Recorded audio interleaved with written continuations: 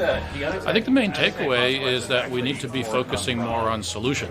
People are beginning to understand the problem. The public is by and large with us on that, but they also need to be hopeful that we have solutions. That the health effects of climate change really cut across all aspects of health, children's health, the health of adults, common illnesses like asthma and cardiovascular disease, and how many of the health effects of climate change don't often look like a health effect of climate change when you see it come into the door of the emergency room. Sure, the most important thing is to keep talking about the subject.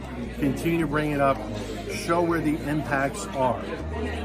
I like to tell people that climate change worsens the risks that we already face as humans. I think the major takeaway is that it's easier than you think to put together a collaboration of journalism, and that national news can really benefit from partnering with local news and able to tell the story at a more human, personal level, and really just find those people that it matters to and tell the story in a way that it means something to them, rather than from 10,000 feet up or about polluters.